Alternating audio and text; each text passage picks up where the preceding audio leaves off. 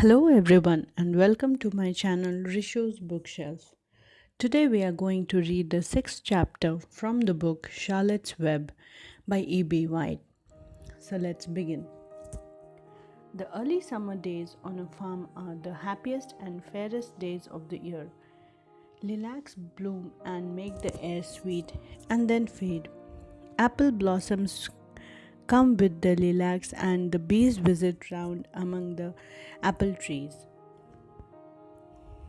The days grow warm and soft. School ends and children have time to play and to fish for trout in the brook. Avery often brought a, brought a trout home in his pocket, warm and stiff and ready to be fried for supper. Now that school was over, Fern visited the barn almost every day to sit quietly on her stool. The animals treated her as an equal. The sheep lay calmly at her feet. Around the 1st of July, the work horses were hitched to the mowing machine, and Mr. Zuckerman climbed into the seat and drove into the field. All morning, you could hear the rattle of the machine as it went round and round, while the tall grass fell down behind the cutter barn in long green swaths.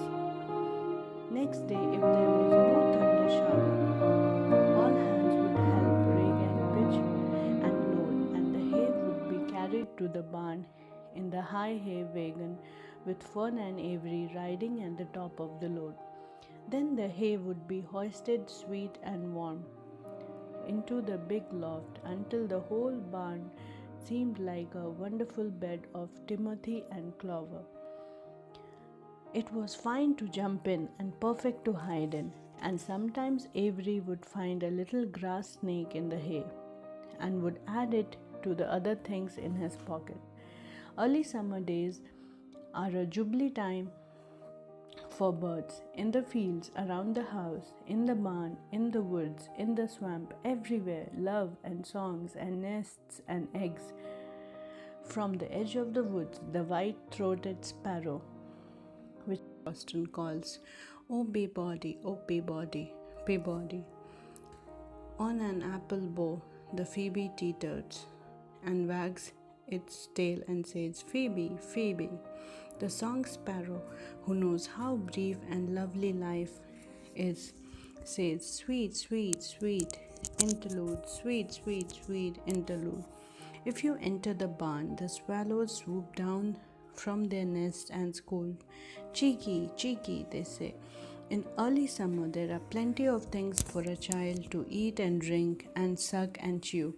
Dandelion stems are full of milk, clover heads are loaded with nectar, the frigidaire is full of ice cold drinks. Everywhere you look is life, even the little ball of spit on the weed stalk. If you poke it apart, has a green worm inside it, and on the underside of the leaf of the potato vine are the bright orange eggs of the potato bug. It was on a day in the early summer that the goose eggs hatched. This was an important event in the barn cellar. Fern was there sitting on her stool when it happened. Except for the goose herself, Charlotte was the first to know that the goslings had at last arrived. The goose knew a day in advance that they were coming. She could hear their weak voices calling from inside the egg. She knew that they were in a desperately cramped position inside the shell and were most anxious to break through and get out. So she sat quite still and talked less than usual. When the first gosling poked its grey-green head through the goose's feathers and looked around, Charlotte spied it and made the announcement. "I'm sure," she said, "that every one of us here will be gratified to learn that after 4 weeks of unremitting effort and patience on the part of our friend the goose, she now has something to show for it. The goslings have arrived. May I offer my sincere congratulations? Thank you, thank you, thank you." said the goose, nodding and bowing shamelessly. Thank you for the gander, said the gander. Congratulations, shouted Wilbur.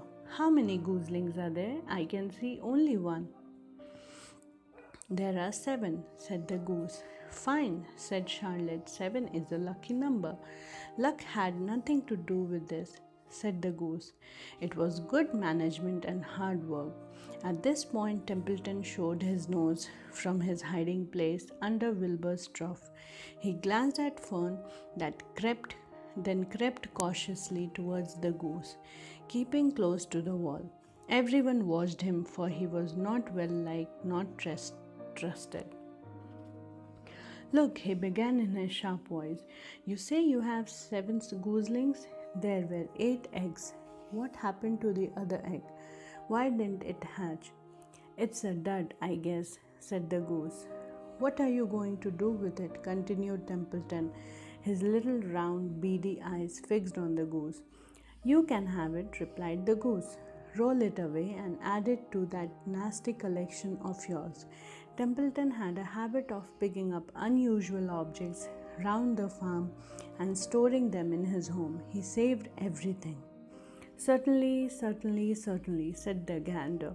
You may have the egg, but I'll tell you one thing, Templeton. If I ever catch you poking your ugly nose around our gooselings, I'll give you the worst pounding a rat ever took. And the gander opened his strong wings and beat the air with them to show his power. He was strong and brave. But the truth is, both the goose and the gander were worried about Templeton, and with good reason. The rat had no morals, no conscience, no scruples, no consideration, no decency, no milk of rodent kindness, no compunctions, no higher feeling, no friendliness, no nothing. He would kill a gooseling if he could get away with it. The goose knew that. Everybody knew it. With her broad bill, the goose pushed the unhatched egg out of the nest, and the entire company watched in disgust while the rat rolled it away. Even Wilbur, who could eat almost anything, was appalled.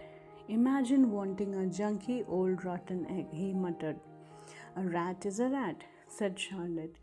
She laughed a tinkling little laugh. But my friends, if that ancient egg ever breaks, this barn will be untenable.